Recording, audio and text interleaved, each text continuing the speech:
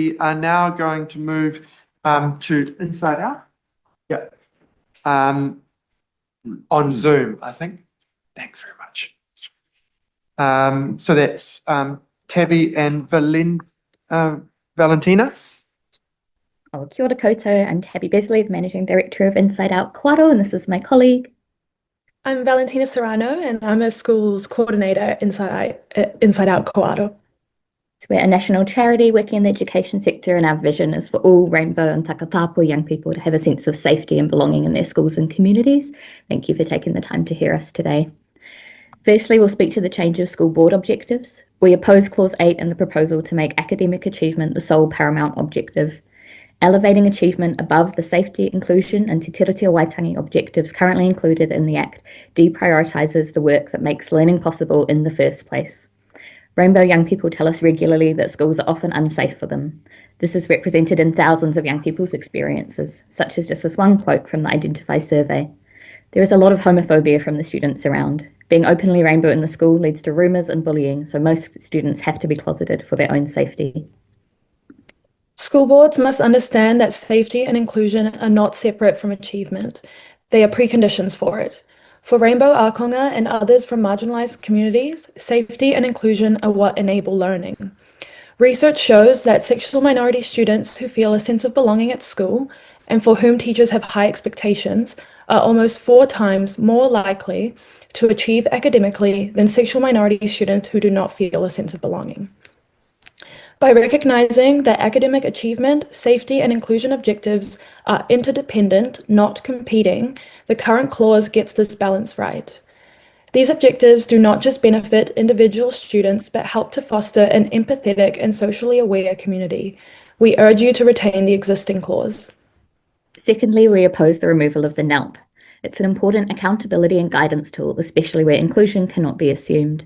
School boards are made up of individuals who may hold personal biases and are not necessarily trained in education or equity. The NELP provides crucial national guidance to ensure inclusion, te tiriti obligations, and student wellbeing are part of strategic decision-making. Without national guidance, inclusion becomes optional, and Rainbow Ākonga, who Inside Out sees are often less able to attend school and complete their education, are the ones most likely to lose out. Thirdly, we oppose replacing the term local curriculum. This undermines local knowledge in Mātauranga Māori and contradicts our te tiriti obligations. Te reo Māori is a taonga. Protecting and promoting it is not optional. It's a commitment under Article 2 of te tiriti. Standardising the curriculum in this way will not support achievement. It risks disconnecting learners from identity and place, which is essential for educational success. A one-size-fits-all national curriculum erases vital local context and the diversity of iwi, hapu, and community knowledge. The only way to know what supports young people to succeed is to ask them and their communities, which a local curriculum allows. Finally, we will speak to freedom of expression in universities. We urge the committee to delete sections 28, 1G and 218 entirely, which would require universities to develop and adopt a statement of freedom of expression. We are very familiar with how freedom of expression is too often used to justify hate speech towards our rainbow, especially transgender and takatapui community. Forcing universities to platform harmful views makes them complicit in discrimination. Universities in Aotearoa have contested with these issues before. For instance, in 2020, Massey University asked anti-trans group Speak Up for Women to find an alternative venue for a speaking event, stating, "The university has received external advice on its health, safety and wellbeing obligations under the Health and Safety at Work Act 2015 and its duty of care to the university community and has made the decision on these grounds." This was partly in response to a student petition with over 6,000 signatures where a student said, "For the students, it wasn't a case of free speech, it was a case of feeling unsafe on campus." Trans and non-binary young people experience significantly high rates of psychological distress, largely due to the discrimination they face in society. 1 in 5 trans and non-binary people have been threatened with physical violence because of their gender identity. We cannot enable a society that platforms hate towards marginalised communities, which is what these sections of the bill would do. We must remember that freedom of expression is not absolute. Like all freedoms, it ends where it causes harm. Universities should be places of learning, not platforms for sanctioned hate. Enabling racism, transphobia, or other forms of hate speech not only erodes trust and safety for marginalized students, but also undermines the purpose of education itself. To conclude, if the government cares as much about academic achievement as other parts of this bill do imply, the well-evidenced link between safety, well-being, belonging and achievement must remain at the forefront of this bill, including to be valued above freedom of expression in the university context. To neglect this fact would be contradictory to valuing achievement and negligent of students' well-being. Thank you, and we're now happy to take any questions. Thanks very much. Shannon Halbert. Tēnā kōrua, and thanks for your contribution and the mahi that you do across Aotearoa, supporting rainbow communities. My question is around my concern in the expression at universities, and if this in fact is put in place, what's the vulnerability that is exposed from a duty of care perspective to the rainbow communities, whether they be students or staff on campus?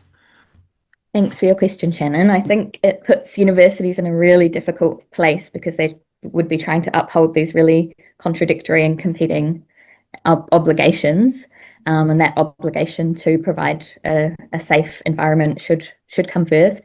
It being a place where staff can go to work and students can go to learn, free of discrimination or worried about who might be there and what they might be saying about their identities. And even if it's, a private event, these are often things that students can't, or staff, I think that's a really good point too, can't necessarily avoid if that's happening in the same place that they're going to learn. If there's posters up advertising this, if they're aware it's happening there, that all has an impact on a really vulnerable community's well-being.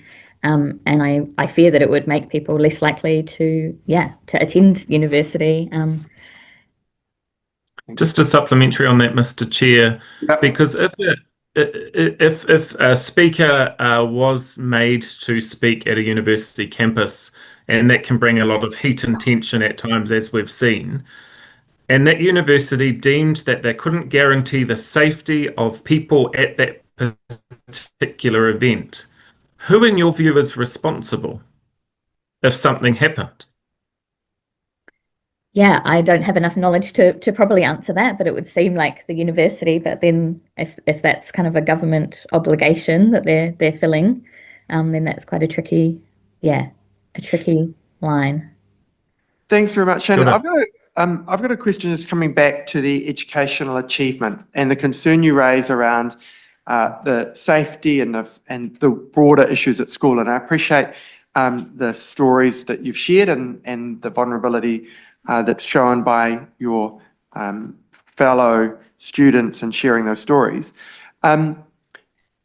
My question is, are these mutually exclusive? If a school is focused on educational achievement, and as you've said, ensuring safety and the appropriate environment for students is part of achieving educational outcome, isn't a school focusing on educational outcome going to include ensuring that safety along the way?